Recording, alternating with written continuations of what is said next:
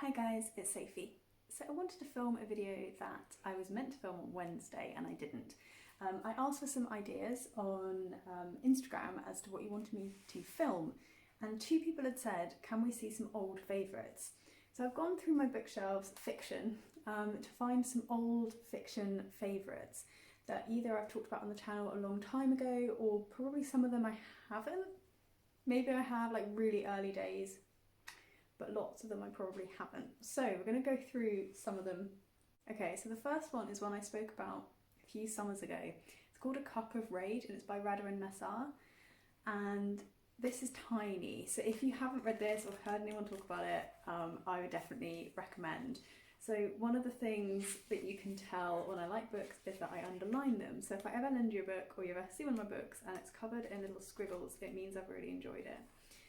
This is a story about two people. I think they're both like fairly wealthy, both have quite a lot of power in their personal lives, and they have this very intense sexual affair that becomes sort of all about power, all about dominance in this really short little like blisteringly hot summer scene. And it's so like interesting and cool and like sexy and intriguing, and then like by turns like quite scary in terms of like the dynamics of power between men and women. And for a book that is, let's see how many pages it is, for a book that's 45 pages long, it does an awful lot. So if you haven't heard of this one before, you haven't heard me talking about it, this is an old favourite for probably the summer, heat of summer, I'd recommend. The next is one I've definitely spoken about here before, but anytime someone's like, tell me your favourite books, I picked this one up. It's Heartbreaker by Miranda. I have, I think, all of her books, but the one in this short story collection that is my favourite short story of all time is called The Fire, which is about a wildfire and a man who falls in love with the fire. The other like stories I also really like, but to be honest, if I was saying like go buy this, I would say go buy it just for the story about the fire. It is 100% my favourite short story collection. I love the way she writes. I love like the dynamics around femaleness, femininity, and like power and rage and nastiness. And yeah, I think she's brilliant. I stumbled across her on Goodreads a long time ago and I'm really glad I did. So if you hadn't heard me waxing lyrical about this one already, this is your chance. The next one I have is The Virgin Suicides by Jackie Genedies. Tom's putting on deodorant. And I read this one late. I watched the film. I loved the film. I was obsessed with the film, and I read this one fairly late. But the film and the book still have a really like strong place in my heart. The writing.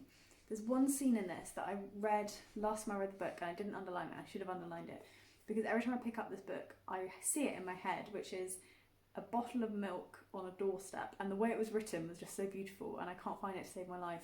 So maybe it's time at some point soon to reread this one. I think most people know what this is about. It is the story of the Lisbon girls as told by the group of like neighbourhood boys who become quite obsessed with them. They're beautiful and sad and withdrawn and quite mysterious, and it's all like teen angsty and like frustration and voyeurism. And yeah, if you haven't read it or watched the film, if that's possible, then that's The Virgin Suicides. But yeah, it's got a very strong space in my heart because I loved the film so much when I was a teenager. I think it's beautiful the same way the book is beautiful.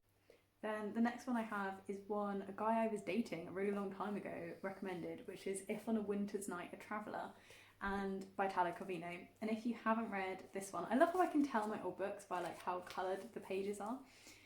If you haven't read this one, the premise thing about it is like you are in the book. So even the back of the book, I'll read you the back of the book quickly. You go into a bookshop and buy If on a Winter's Night a Traveller by Talo Corvino. You like it, but there is a printer error in your copy, so you take it back to the shop to get a replacement. But the replacement seems to be a totally different story. So this book is told as if you are reading the book and you are the person in the book doing all the things, and it's just really good fun and not really like lots of other things I've read. Again, it makes me want to reread this one at some point soon. Though I don't know whether it will hit as hard like the first time, the second time around, but I loved it. If you haven't read it, it's really interesting and clever, and yeah, I ought to read more Italo Calvino because I think this is the only one of his I've read. Maybe that might be something I need to do at some point soon as well. The next one I have is definitely an old book. I've written a whole note in the front of it. Like, I won't read it to you, but look, I've written like a whole diatribe of it. I'm trying to figure out when this one was published. That's the cat. This was 2006, and I bought it new, so that's how old this book is. Alain de Botton is a philosopher, and in this book he's talking about love, like the breakdown of a loving relationship, and there's a bit with oranges that when you get to, you'll be like, what the fuck? But this is the book that when I was like late teens, like probably 16, 17, if anyone was going through a breakup with someone, I just gave them like this very copy of this book, and that's why it's so battered. It has like tea stains all over it, like mold stains where it's been like red like by water, because I just think it shows how overpowering love can be, particularly like love that has challenges or has aspects to it where their love is breaking down or becomes overpowering. And I think I found it really helpful to give to my friends to like almost give perspective, because I think when you see it written here, it's so obvious what's happening to you, and you can have a bit of an ability to pull yourself from it. Again, I haven't read this one in a long time. I didn't read it. I used to read it every time I ended a relationship. This book would come back out, but I didn't read it the last time. And now that Tom and I are getting married, maybe I don't need it anymore. But maybe I shall keep it to hand on to other people who are having a tough time, or maybe if like our marriage goes through challenges, as any marriage will, maybe I'll pull it out to like remind myself of all of those things about love. But yeah, that's a really special book for me actually, and I don't think I've talked about it that much. I have done a video like this at some point in the past, and I think that one came out, but yeah, it's very special, very like deeply connected to who I was as a teenager.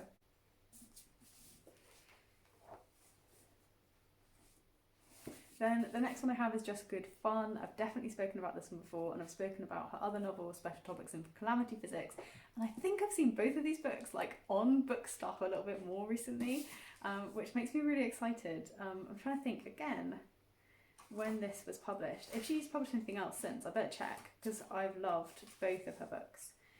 Let me just find out. Yeah, 2013, so it's been a little while since Night Film by Marissa Pessel came out. This is like, it's like, you know when you go on YouTube and you go on like mysteries and you get like all the little hints and you have to try and figure it out. That book, that is like this in a book. So like throughout the book you get like case files and like information about it, like search results from the system that she's in, and you get to do like there's like blog posts in here, like basically a deep dive into what has happened in this particular mystery. And I really like the interactivity of it. Book I've just read actually, What's Left of Me Is Yours, does that a little bit. Like we get some autopsy reports, we get like, what else do we get in there? We get like some letters, we get like notes on legal trials, and I really like that. Like if I could have a kind of subgenre of like crimey fiction, I would definitely choose it that has pieces strewn about of like evidence for you to kind of accumulate. I think that's really good fun. And the last one I have is one that if you like Tessa Moshfegh and you've not read Miranda July, I think they're a really good pairing.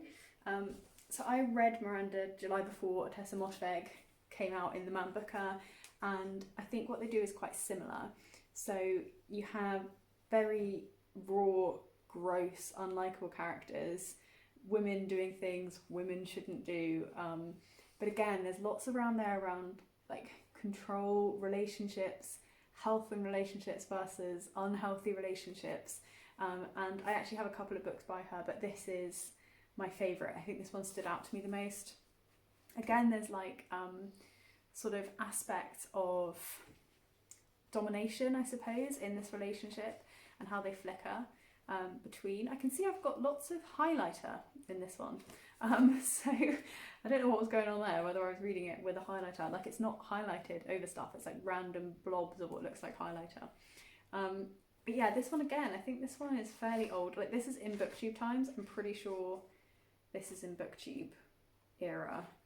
But I also don't think I've spoken about it for a couple of years. Yeah, this is 2015, so right at the very beginning of BookTube. So probably lots of you haven't heard me talk about this one. Yeah, so I'll just gather my books, but that is all of the little ones that I wanted to talk to you about today. So here's some book recommendations from Sophie Past that still make me excited and like animated to talk about today. And I think it was quite a fun exercise going through my shelves, because I had loads of books. I was like, oh, I love this one, and I'm like, wait, how old is it? Because I think a lot of them are from the past sort of 2 or 3 years, as my reading tastes have adapted and I've got a bit better at choosing what I like.